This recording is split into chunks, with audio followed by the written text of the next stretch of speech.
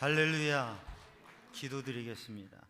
사랑의 주님, 은혜의 주님, 생명의 주님, 오늘도 믿음의 예배자로 하나님 앞에 서게 하심을 감사드립니다.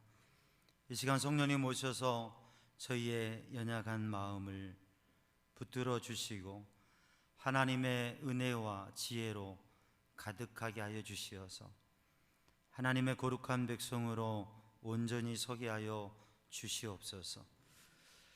이 시간 주님을 의지하고 주님께 맡기며 주님을 구할 때에 성령님 오셔서 저희의 심령을 어루만져 주옵소서. 모든 것 주님께 맡기며 예수님의 이름으로 간절히 기도드리옵나이다. 아멘. 할렐루야. 하나님을 찬양하고 하나님께 영광 돌리고 하나님의 은혜 안에서 믿음의 행복한 삶을 사시기를 주님의 이름으로 축복합니다. 사람이 삶을 살아가면서 똑같은 일을 당하고 똑같은 환경 속에 살지만 사람에 따라서 보는 관점과 생각이 달라져요. 그래서 다른 결과를 가져오게 됩니다. 우리가 무엇인가에 대해서 어떠한 모습으로 바라보느냐, 어떠한 관점에서 바라보느냐가 중요하고, 또 가까이에서 그 마음을 헤아리고 가까이에서 보는 것과 멀리서 보는 게 다르죠. 한 신혼부부가 있었어요. 신혼부부가 있는데 요즘에는 부부가 다 같이 뭐 직장생활하고 그러잖아요. 그러니까 신랑이 신부가 집에서 일하는 걸 보면 마음이 애처로워서 그 주방의 일들을 막 도와주고 했어요. 그러다 보니까 글쎄 이 신랑이, 남편이 주부습진이 걸린 거예요. 일을 많이 했나 보죠. 근데 새 신랑이 남편이 주부습진에 걸린 것에 대한 시어머니와 친정어머니의 말이 다르더라는 거죠. 시어머니가 하시는 말씀, 못난 놈, 앞치마를 아예 두르고 주저앉아라. 친정어머니가 하시는 말씀, 아이고 이쁜 사위, 고무장갑 끼고 하지 그랬어. 전혀 달라요. 왜? 그런 말이 있죠. 아들 같은 사위, 딸 같은 며느리. 근데 시어머니하고 또 그 어른들의 얘기를 들어보면 아들 같은 사위, 딸 같은 며느리는 없다는 거예요. 희망사항일 뿐이지. 근데 저는 아들 같은 사위인 게 아들이 원래 없었으니까, 아들하고 비교가 안 되니까 아들 같은 사위로 생각해요. 근데 아들 같은 사위, 딸 같은 며느리는 없다는 거예요. 그냥 그걸 바라는 거지. 그런 얘기들을 해요. 우리 성도님들 어떤지 모르겠어요. 근데 우리가 믿음으로 살아가면서 아들 같은 사위, 딸 같은 며느리, 그런 관계를 만들어가면 되잖아요. 아멘. 힘이 연약해요. 아멘. 우리가 만들어가면 가능하지 않겠어요? 또 뭐 어렵더라도 그걸 만들어가는 게 신앙생활이죠. 뭐냐면 똑같은 일이지만 바라보는 관점에 따라서 다르더라고 하는 것이. 사진 하나를 보겠습니다. 네, 이게 뭘까요? 뭐예요? 네. 며칠 전에 눈이 많이 오길래 제가 무양실에서 바깥에 이렇게 보는데 눈이 베란다에 꽉 이렇게 쌓였더라고요. 그래서 그걸 제가 가진 스마트폰으로 이제 당겨가지고 그래서 찍어봤어요. 그랬더니 확대해 보니까, 줌을 당겨 보니까 이게 자세히 보니까 이런 게 보이더라고요. 어떠세요? 뭐 그냥 그렇죠. 눈은 눈이지요 뭐. 눈이 눈이지 뭐. 눈이 물인가요? 근데 우리가 지나치면서 눈을 많이 바라보고 그리고 거리에서도 눈을 많이 봅니다. 근데 이걸 당겨서 가까이 보니까 이게 그냥 그 눈의 그 입자의 모습들이 참 아름답더라고요. 신기하고 그래서 제가 이렇게 좀 한참 그 사진으로 몇 컷을 찍었어요. 그래서 우리 가족 단톡방에 올렸더니 우리 큰딸이 와우 그러더라고요. 우리가 멀리서 보면 모르지만 가까이 자세히 보면 또 다르고, 제가 그래서 이렇게 길을 가다가 들꽃이 있으면, 들풀이 있으면 이렇게 줌을 당겨서 한번 찍어봐요. 그러면 지나가면서 그냥 가볍게 보다가도 멈춰서서 자세히 보면, 이게 확대해서 보면, 가까이 가서 또 이거를 더 확대해서 보면 참 그게 묘해요. 오늘 본문의 말씀 욥기 37장 14절 말씀에 욥에게 엘리후라고 하는 젊은이가 이야기를 합니다. 욥은 욥기 1장을 읽어보면 하나님의 놀라운 복을 받았고 믿음으로 잘 살았는데, 그런데 원치 않는 시련과 어려움을 당했어요.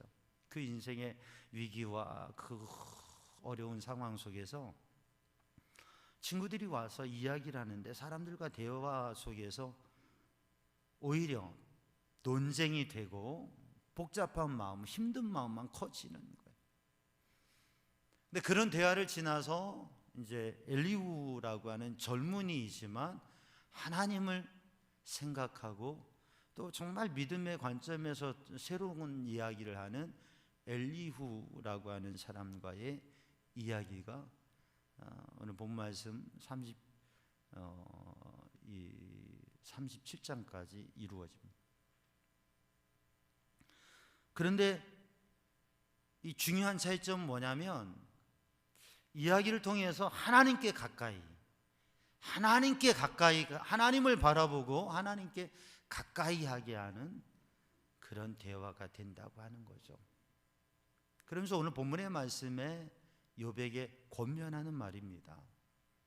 욥에게 하나님을 바라보고 하나님을 생각하라고, 하나님께 가까이 가보라고. 그런데 욥이요, 오늘 본문의 말씀을 보면 욥이요, 이것들을 듣고 가만히 서서 하나님의 오묘한 일을 깨달으라. 하나님께서 하신 오묘한 일을, 하나님께서 하신 일, 하나님께서 하시는, 우리가 믿는 그 전능하신 하나님께서 하신 일을, 우리가 금요일날 말씀을 나누었지만 하나님께서 하신 일이 있다고 하는 거죠. 우리의 삶에 하나님께서 하신 일이 있어요. 그 하나님께서 하신 일을 생각해 보면 우리의 삶에 대한 생각이 달라지게 되는데, 그 하나님께 하신 일이 어떤 일이냐면 오묘한 일이라고 하는 거죠. 눈을 좀 자세히만 봐도 오묘하다, 신비하다라고 하는 것을 생각하게 돼요. 오묘한이라고 하는 말은 심오하다, 오묘하다, 경이롭다, 이런 표현이 돼요. 놀랍다. 오묘한 것은 그냥 언뜻 봐서 모르는, 자세히 보고 깊이 생각해 봐도 알 듯 모를 듯한 그러한 것, 신비스러운 것, 경이로운 것, 사람이 가히 쉽게 헤아리고 생각할 수 없는 것, 그걸 오묘하다 그래요. 작은 눈송이에서도 우리는 오묘한 것을 느껴봅니다. 들풀에서도요, 저 하늘의 별들을 바라보면서요. 사랑하는 성도들, 오늘 이 예배를 드리면서 오늘 말씀에 엘리후가 욥에게 권면하는 것처럼 너는 가만히 서서 하나님의 오묘한 일을 생각해 보라, 깨달아 보라. 하나님의 오묘한 일을 생각하는 성도들 되기를 주님의 이름으로 축복합니다. 저 하늘을 바라보면서 우리는 오묘한 일을 생각할 수 있을 거예요. 또 하나의 그림을 한번 봅니다. 이건 뭘까요? 하늘의 별들입니다. 보시기에 어때요? 아름답다, 오묘하다. 근데 저 수많은 별들이 저렇게 반짝이고 있는 것은 거기에 놀라운 질서가 있고 거기에 놀라운 모습이 있다고 하는 것이죠. 이건 은하계의 사진인데, 은하계에 우리가 살고 있는 태양계가 있고 그 태양계에 우리가 지금 살고 있는 지구가 있습니다. 근데 이게 놀라운 조직 체계와 질서를 가지고 있다고 하는 거죠. 또 하나의 사진을 보면 이 공은 뭐예요? 우리가 살고 있는 지구입니다. 우리가 살고 있는 지구예요. 저기 우리가 어디쯤 있을까요? 보이지도 않습니다. 그런데 우주에서 바라보면 지구의 모습이죠. 메릴랜드 주에 있는 우주항공국의 연구원이고 메릴랜드 대학교에서 천문학 교수를 하고 있는 닥터 김 박사님이라고, 김 교수님이라고 하는 분이 교회에 스스로가 찾아와서 등록을 했어요. 신앙생활을 하겠다고, 교회를 다니겠다고 스스로 와서 한 거예요. 그러니까 목사님이 물어봤어요.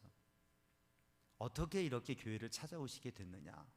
전도를 해도 잘 안 오는데 이게 천문학 박사, 또 우주항공국의 전문 연구원인 그러한 분이 어떻게 신앙을 이렇게 하게 됐느냐고 하니까, 자기는 본인은 서울대학교를 나오고 천문학을 전공하고 그리고 그것을 오랫동안 연구하고 또 박사가 되고 그것을 가르치는 교수로도 일을 하고 있는데, 자기가 저 하늘의 별들을 연구하면서 생각되는 게 뭐냐면, 저렇게 정교하게 수많은 별들이 이 우주가 형성되어져 있는데 이건 결코 우연히 생겨지지 않았을 것이라는 생각이 들더라고요.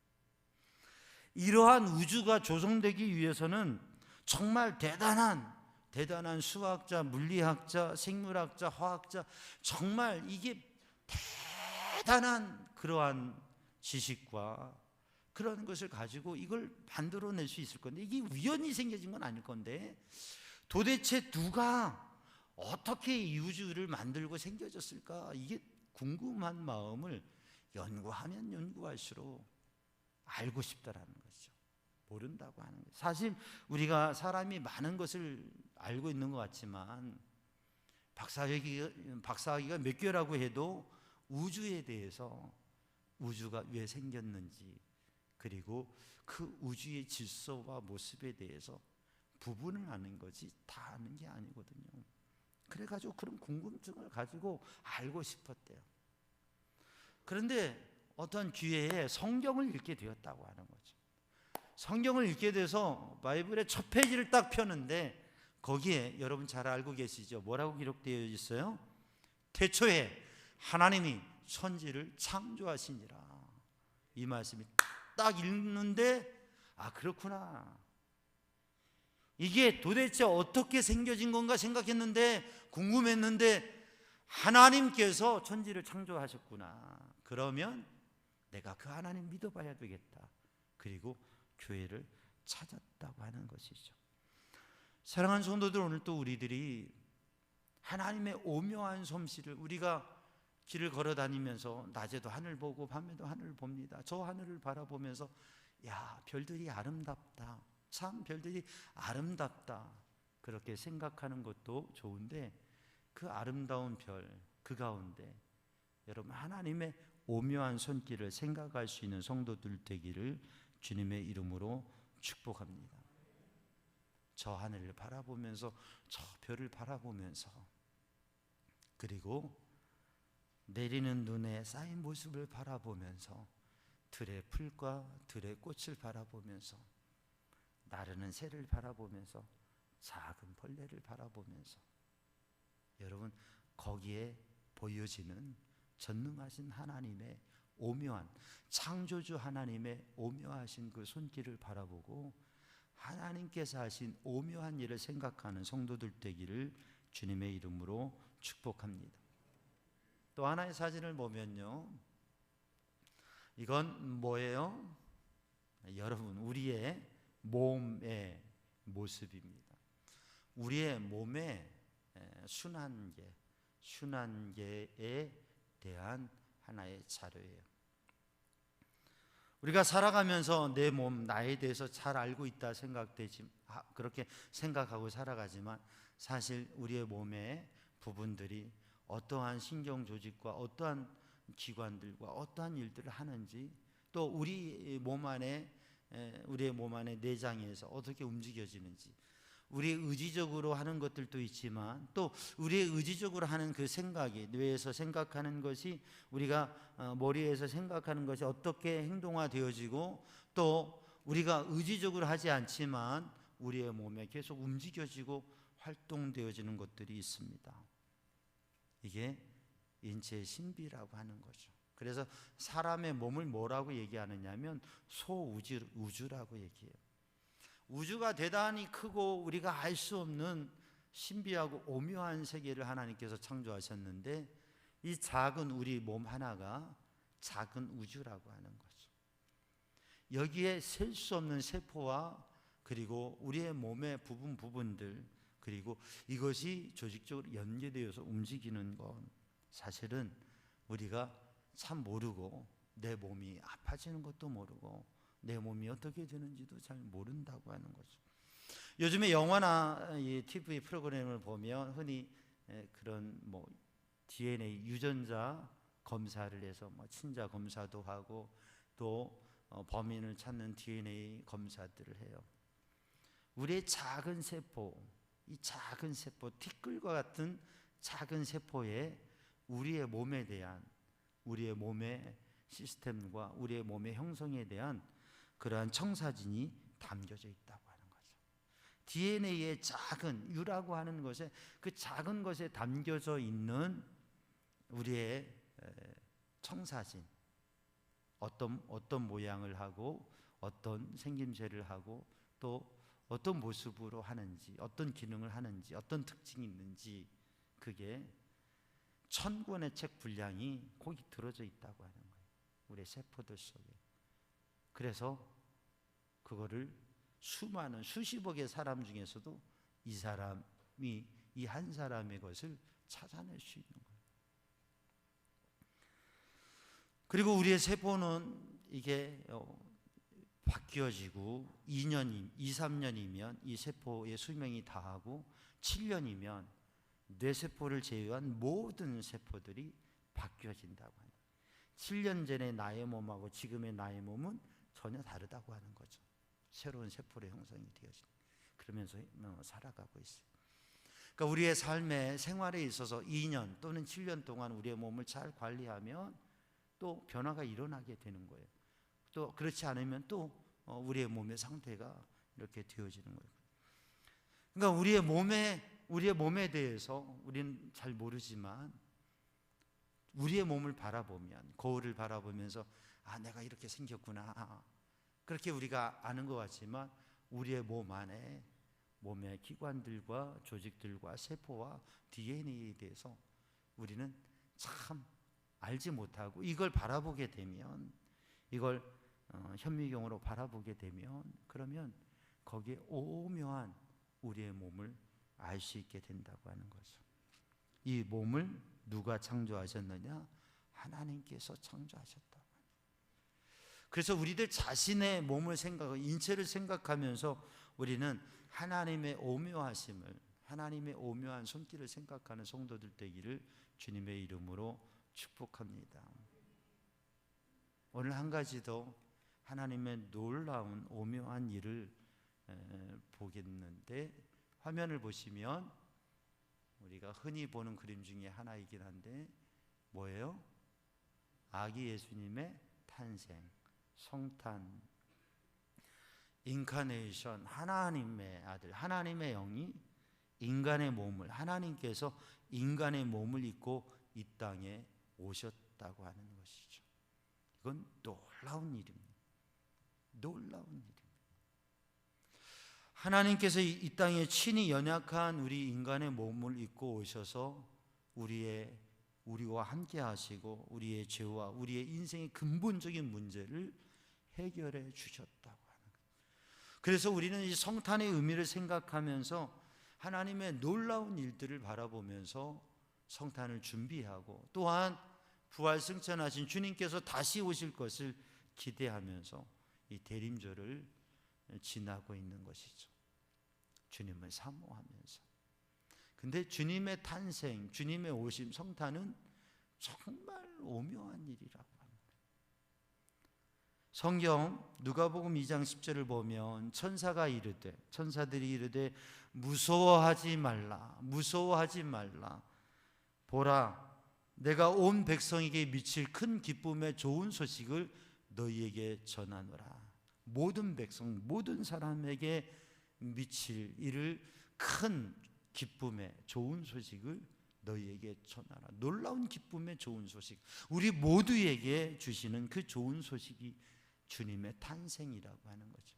왜냐하면 인간의 근본적인 죄와 죽음의 문제, 영혼의 문제를 해결해 주시기 때문에. 여러분, 그러므로 주님의 성탄을 맞이하는 이 강림절, 또 마지막 한 주에 주님의 오묘하신 일을 생각하는 성도들 되기를 주님의 이름으로 축복합니다.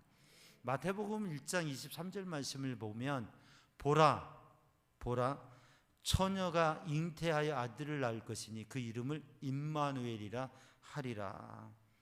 처녀가 잉태하여 아들을 낳을 것이요 그 이름을 임마누엘이라 하리라. 이 말씀은 이사야 7장 14절에 있는 말씀인데, 전쟁을 앞서고 이 전쟁이 이길 수 없는, 패할 수밖에 없는, 승리를 장담할 수 없는 전쟁, 그 전쟁 앞에서 하나님 앞에 도와달라고 기도하는, 하나님께서 보여주신 표적이 무엇이냐, 하나님께서 주시는 증거가 뭐냐면 보라, 처녀가 아들을 낳을 것이요 그 이름을 임마누엘이라 하리라.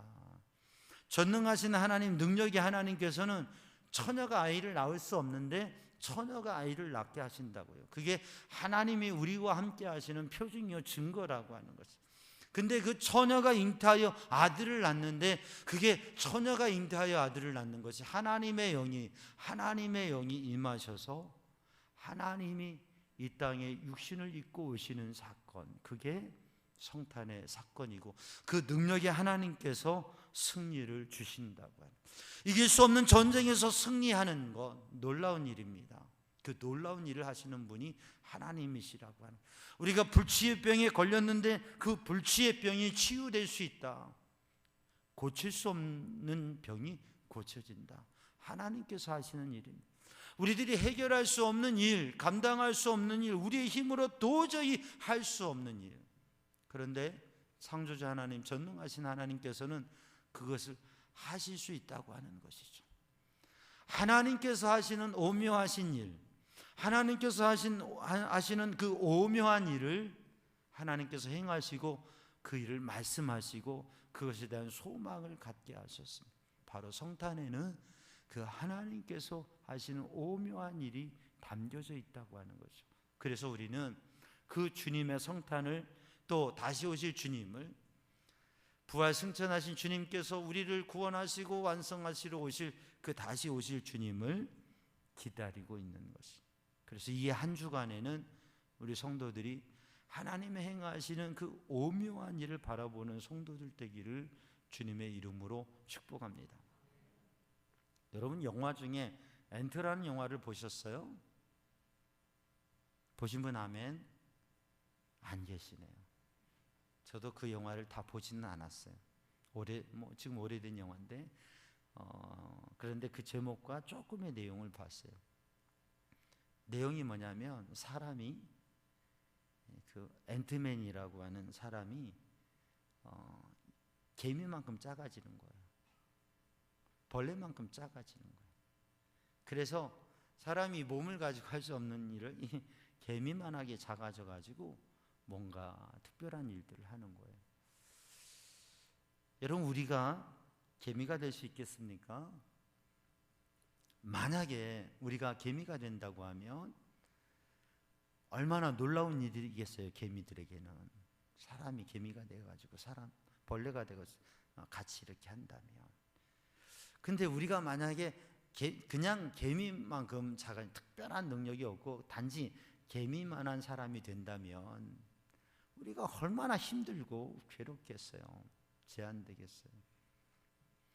여러분, 주님께서 하나님의 아들이신 예수님께서 독생자로 이 땅에 육신의 몸을 입고 오셔서 우리와 똑같은 인간의 삶을 사시고 우리의 죄를 사하기 위해서 십자가에 죽으셨다고 하는, 그리고 부활 승천하셨다고 하는 이 사실은 정말 놀라운 신비이고 놀라운 은혜이고 놀라운 역사입니다.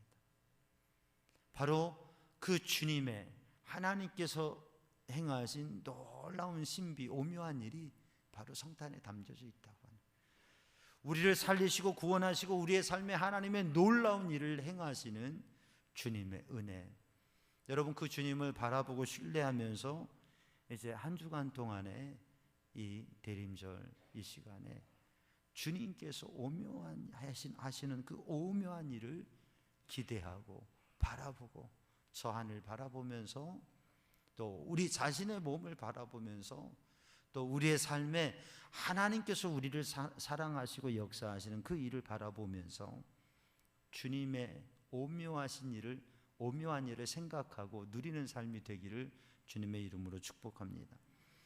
한 여자 청년이 있었어요. 이 여자 청년이 은혜를 받고 하나님 앞에 결심하고 소원하고 그렇게 정합니다. 뭐냐면 인도 선교사로 가겠다는 마음을 정해요. 쉽지 않은 일이죠. 그리고 신학을 공부하고 언어 훈련도 하고 선교사로 갈 준비를 다 했어요. 그런데 집안에 언니에게 일이 생긴 거예요. 언니가 좋지 않은 일을 당하고 병에 걸리고 그러더니 언니가 세상을 떠났어요. 형부도 세상을 떠났어요. 조카들, 언니의 아이들, 사남매, 내 아이가 고아가 되어버린 거예요. 그 아이를 두고 선교사로 떠날 수가 없어서 선교본부에다가 편지를 보냈어요. 제가 선교사로 갈 수가 없게 됐습니다. 아무래도 하나님의 뜻이 다른 데 있는 것 같습니다. 그렇게 양해의 편지를 보냈어요. 그리고 이 자녀들을 위해서, 새 조카들을 위해서 정말 친자녀처럼 그렇게 키웠어요. 이 아이들 양육하고 이 아이들 교육시키고 큰 힘을 다했어요. 그러다가 세월이 25년이라고 하는 세월이 지났어요. 다시금 이 여인이 편지를 써요. 선교국에. 목사님, 25년 만에 편지를 씁니다. 하나님께서 25년 만에 저에게 3배의 복을 주셨습니다. 우리 아이들 중에 셋이 인도 선교사로 가기를 작정하고 지금 그걸 준비하고 있습니다. 그러니 우리 선교국에서 그 길을 지원해주고 함께 해주세요. 본인이 생각하고 그 인생을 하나님 앞에 정말 복된 선교의 삶을 살고자 했지만 삶의 현실의 문제들은 그를 멈춰서게 했고, 그러나 하나님께서는 또 다른 길로 3배의 복을 주시고 그 가정 가문을 통하여서 인도에 3명의 선교사를 가게 하시고 그리고 하나님의 놀라운 역사를 이루셨다고 하는 것이죠. 사랑하는 성도, 우리의 삶을 살아가면서 내 뜻대로 안 될 때, 내 생각과 계획대로 안 될 때, 때로는 부딪혀지는 그 순간에 우리의 생각과 계획, 그것을 넘어서서 하나님의 오묘하신 뜻, 천지를 지으신 하나님께서, 우리의 생명을 허락하신 하나님께서, 오늘 또 우리의 삶을 이끄신 하나님께서 우리에게 행하시는 오묘한 일에 눈을 뜨고 그 삶을 누리는 성도들 되기를 주님의 이름으로 축복합니다. 기도하겠습니다. 사랑의 주님, 은혜의 주님, 이 시간 주의 성령으로 주님의 은혜로 충만케 하여 주시고 우리의 생각과 우리의 삶의 자리에서 이제 하나님의 오묘한 일을 바라보고 그것을 누리는 삶이 되게 하여 주옵소서. 예수님의 이름으로 기도하옵나이다. 아멘.